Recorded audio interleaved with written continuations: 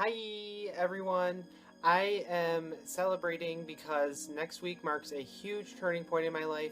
I will be turning 21. Okay, 25. Yes, I will be turning in my wristbands and my skinny jeans for a minivan and some stray cats. Since day one of coming into this world, I have been 100% gay, and I am totally proud of that. I think it's really important that we put a lot of emphasis on the influence that pop culture has, especially on the gay community.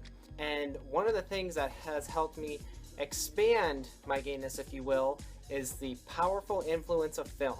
Looking back, I think it's so important that, especially for people in the gay community and gay youth, that we really make them aware of some of the big influences that film has had on our community. So in doing that, I've decided to compile a list of the top 10 movies all gay men should see before they turn 25. These films, they're not really gay-centered, but they have a lot of pop culture references that many gay men in our society use, but don't even know where they're from. So I think this is a very valuable and important lesson, especially for all you gay youths out there that have not seen any of these films.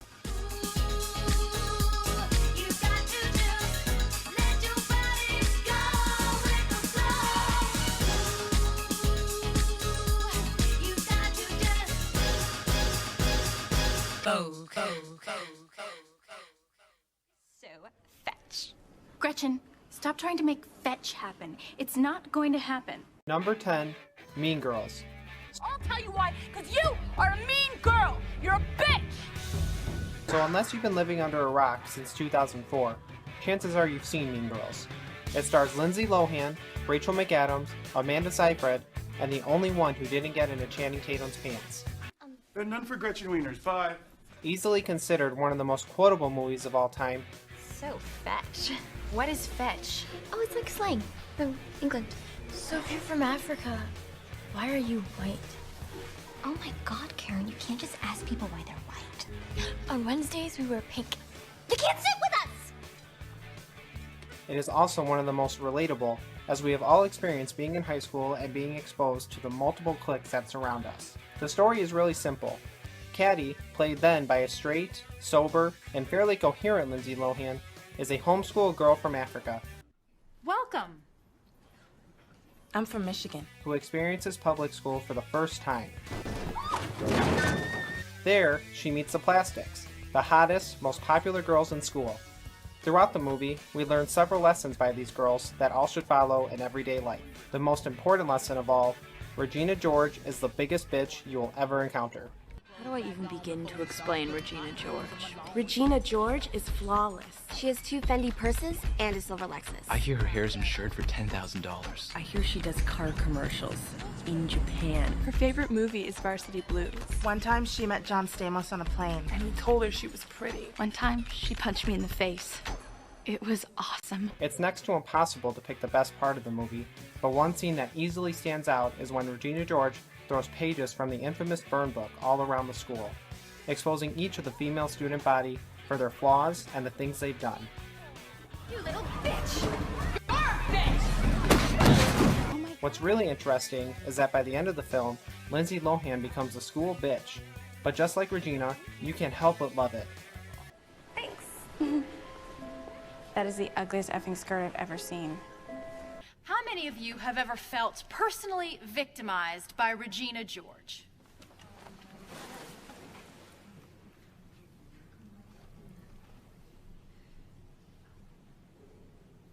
You want to do something fun?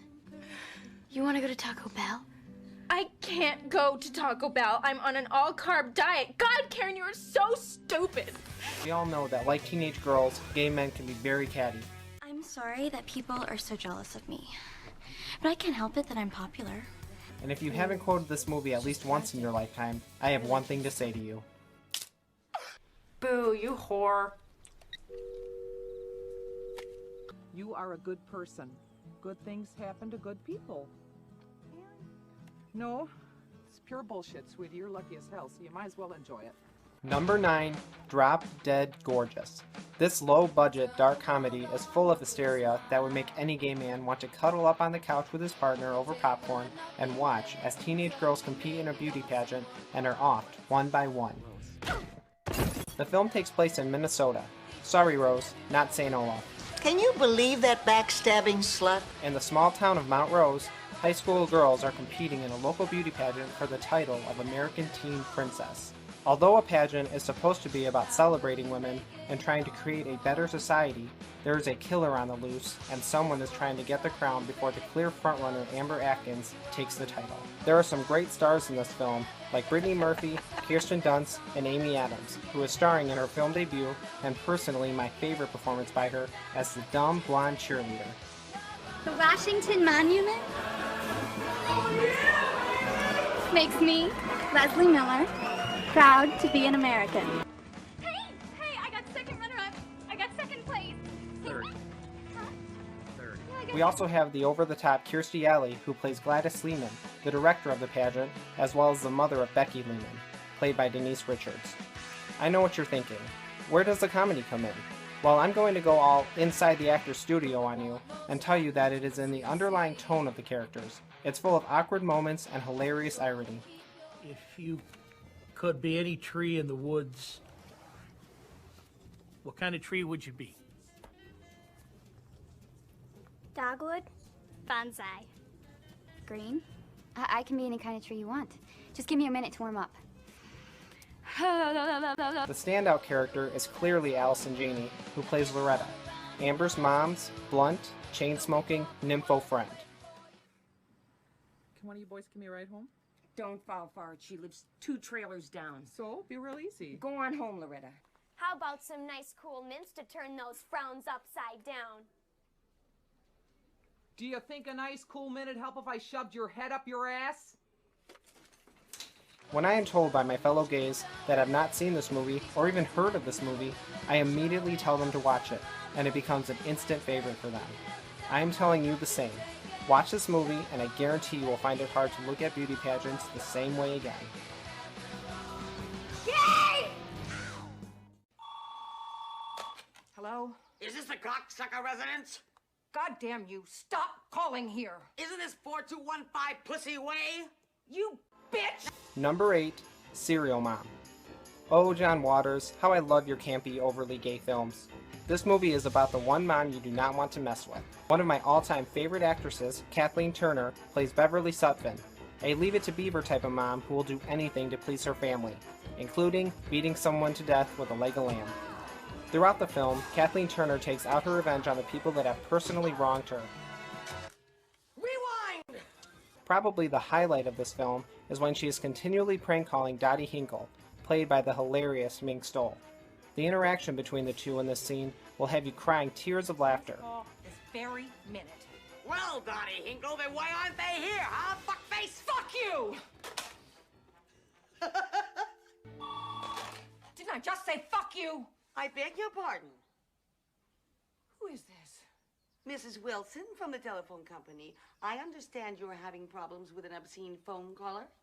I don't use bad language. Oh, well, I know it's difficult, but we need to know the exact words. I'll try. Cocksucker, that's what she calls me. Listen to you filthy mouth, you fucking whore! God damn you! Once Beverly is caught committing these crimes, she is taken to court and it becomes a media sensation. We see her defend all of her actions one by one, and soon enough, moms all across the nation are supporting her. The film is full of great supporting characters like Ricky Lake and Suzanne Summers. It is often stereotyped that most gay men have a close bond with their mothers. What makes this film so great is that on some level, we know that all of our moms have at least a little Beverly Sutphin in them. Amen to that. And like our moms, she is full of lovingly advice and wisdom. You can't wear white shoes after Labor Day. That's not true anymore. Yes, it is. Didn't your mother ever tell you? Now you know.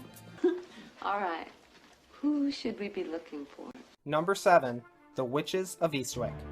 This dark comedy from the 1980s hits home with most gay men, as it has a lot of elements that we can't help but love.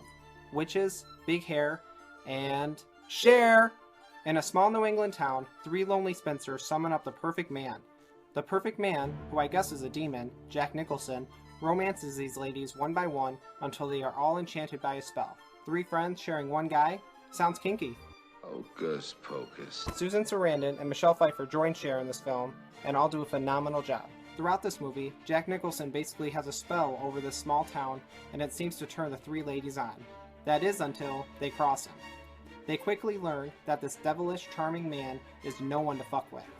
But that doesn't stop them from turning the tables on him and helping Jack Nicholson to do some of the most overacting he has ever done in his entire career. You think God knew what he was doing when he created woman? Huh? So what do you think? Women a mistake? Or did he do it to us on purpose? If there's one thing we can learn from this movie, it's this. Do not piss off Cher. You are physically repulsive, intellectually retarded, you're morally reprehensible, vulgar, insensitive, selfish, stupid, you have no taste, a lousy sense of humor, and you smell. You're not even interesting enough to make me sick.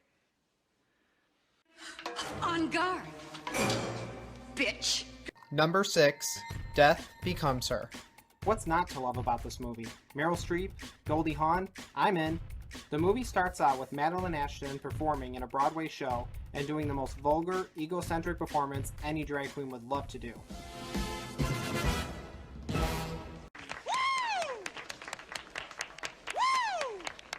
Madeline, then a very young and beautiful star, steals Helen Sharp's fiancé, played by Bruce Willis, and marries him.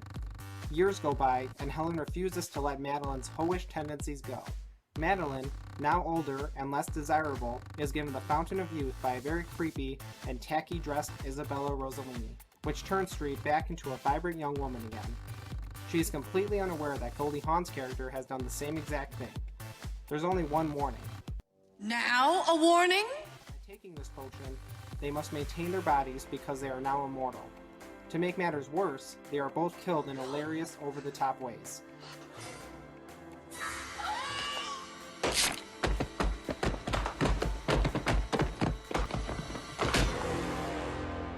I can see my ass.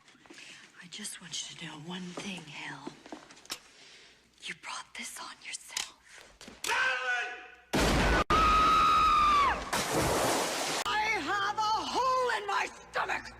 It's another miracle! No, it isn't. The dialogue between Streep and Hawn is that of gold. And she was a bad actress. Oh, listen, you're a walking lie, and I can see right through you. Speaking of which, as a friend, some advice. I would stay out of a bathing suit for a while, at least 2 days. Or if I...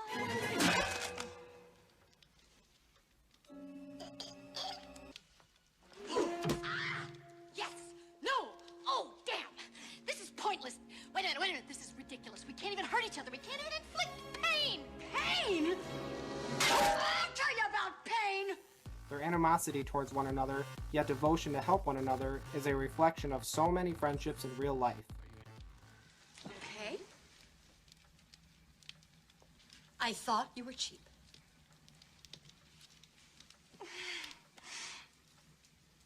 Well, I hurt you on purpose. As a kid, this film introduced me to the idea that being catty and bitchy is a way of life. She's dead! She is.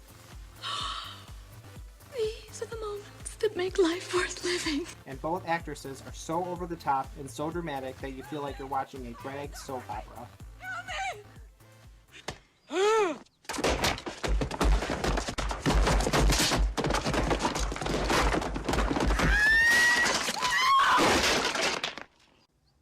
Do you remember where you parked the car?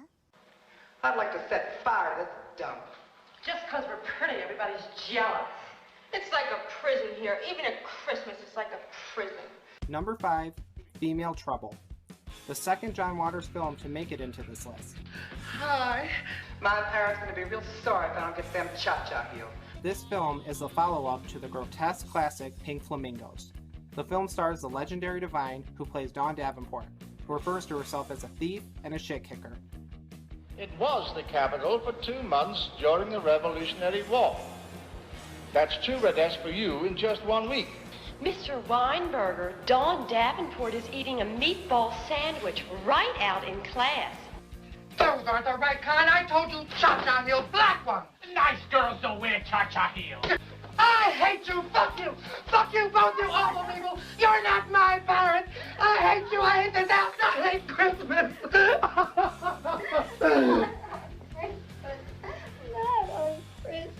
Her ultimate goal is to be famous. Like many of Waters' films in the 70s, it was made on a really low budget, but that doesn't have an effect whatsoever on the entertainment value of this film. There are so many memorable scenes in this movie, and the humor is so dark and exaggerated that it gives a different perception of comedy. Look happy. I love those flashballs. Look horrified at what you've done to your daughter. John Waters' films are not for everyone, including this one. It's crude, it's vulgar, and the acting is purposely bad. I wouldn't suck your lousy dick if I was suffocating and there was oxygen in your balls. But that is what makes this movie so great. Many gay men in this generation only know of drag queens from RuPaul's Drag Race.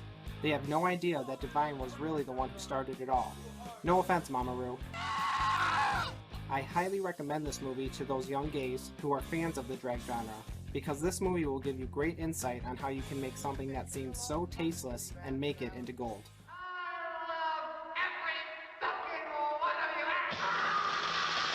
I can't believe it. I just killed my best friend. And your worst enemy. Same difference.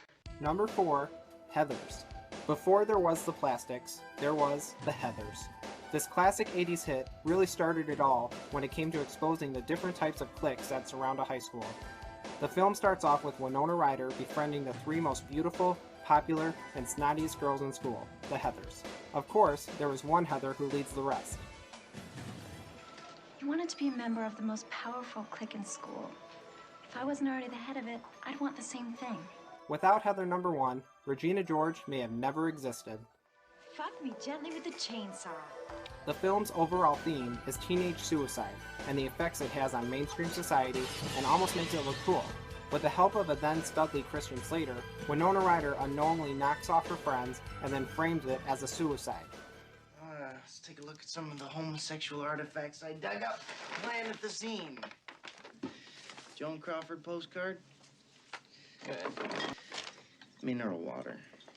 My God, suicide, why?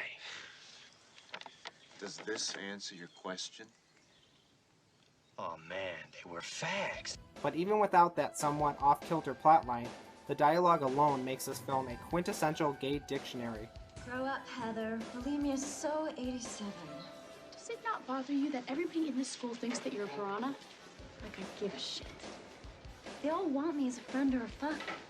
I got you into a Remington party. What's my thanks? It's on the hallway carpet.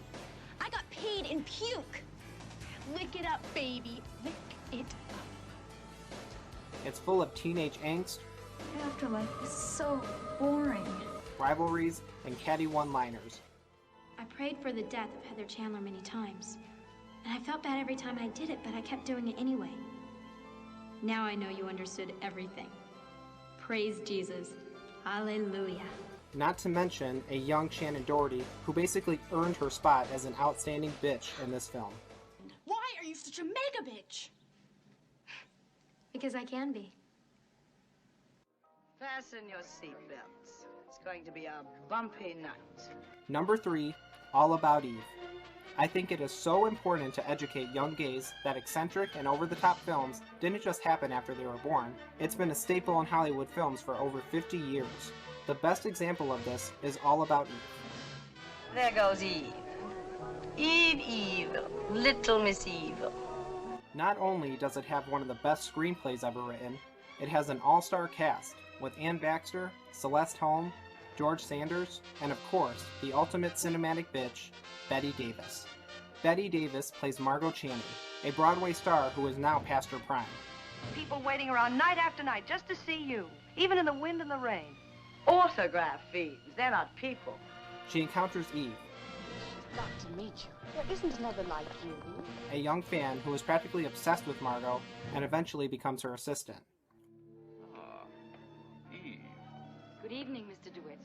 I had no idea you two knew each other. This must be at long last our formal introduction.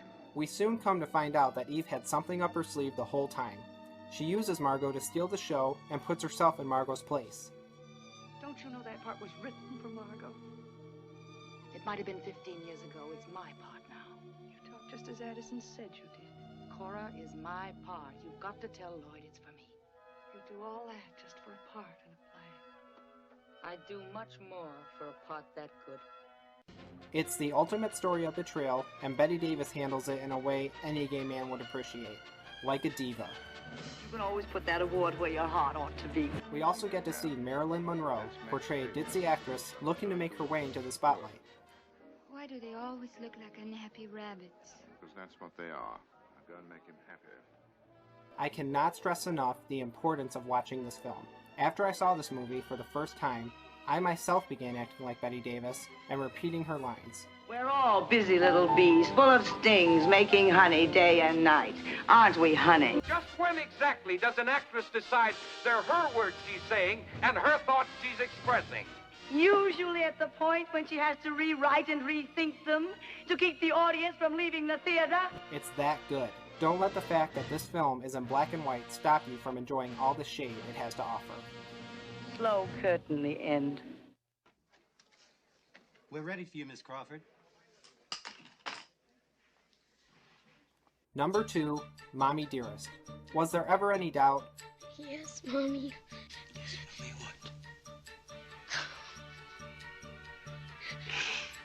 Yes, Mommy Dearest. When I told you to call me that, I wanted you to mean it. This film is the quintessential cult classic. It stars Faye Dunaway portraying Hollywood star Joan Crawford. The film is a loosely told biography from the viewpoint of Joan's adopted daughter, Christina Crawford, who claims that she suffered years of physical and emotional abuse by the dramatic film star. I will always beat you. I know, it sounds like this should be a very sad and moving film, but Faye Dunaway's over-the-top one-liners and severe tantrums has made this film a guilty pleasure since its release back in 1981. Tina! Bring me the axe!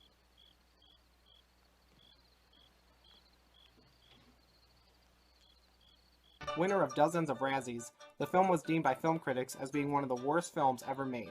I'm not mad at you. I'm mad at the dirt. Which I think is one of the reasons why it has survived so long in pop culture. I know you look awful. You be quiet! You're always rummaging through my drawers, trying to find a way to make people look at you. Why are you always looking at yourself in the mirror? Why are you doing that? Tell me! You sit still now! This ought to teach you! You vain, spoiled! I'd rather you go bald to school than looking like a tramp! Although there are many memorable moments, those who have seen the film know the one scene that stands out from the rest.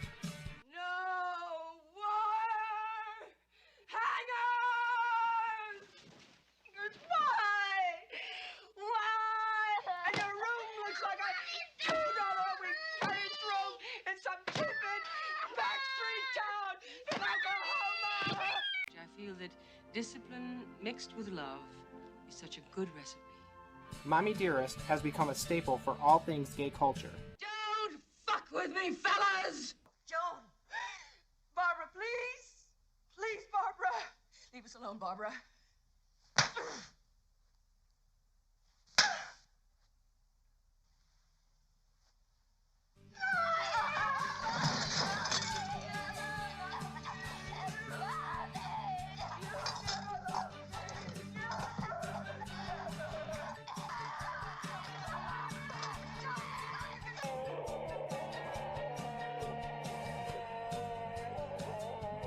Faye Dunaway's legendary performance has been recreated in the gay community for years, and will continue to be for years to come.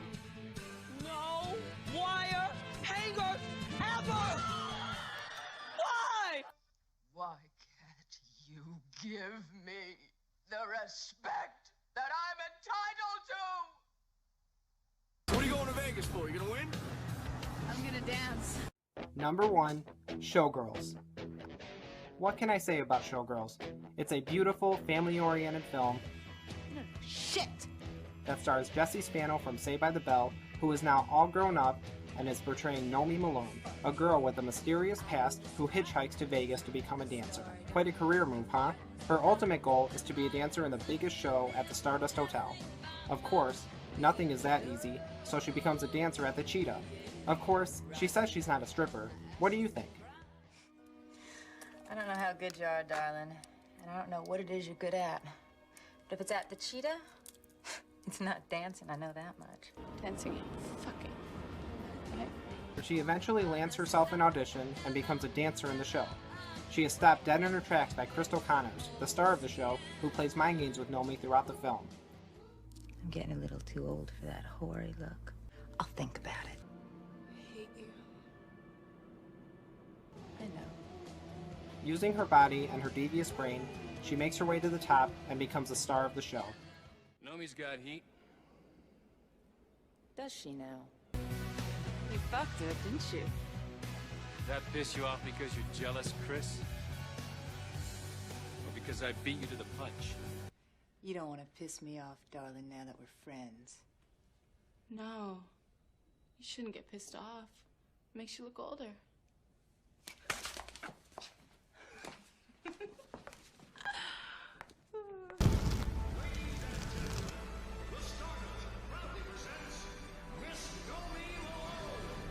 Of course, fame has its price, and we see that reflected in the film. Nomi swears up and down that she is not a whore. Again, what do you think? I'm not a whore. You are a whore, darling. No, I'm not. You see, darling, you are a whore. What are you looking at, bitch? At the time of its release, the film received some of the worst reviews in movie history. It was classified as complete garbage. But the film has maintained a huge cult following, and it's all thanks to its killer script, Berkeley's hilarious acting, and its dozens of one-liners. Nice dress. Thanks. It's a Versace. It's Versace. What? Versace. It's pronounced Versace. Oh. In fact, my all-time favorite line in any movie is said in this film. I like having nice tits. If you are a gay man, I highly recommend this film. In fact, it's a must, as I think we are the only ones who can truly appreciate its vulgarity, its humor, and its so bad it's so good appeal.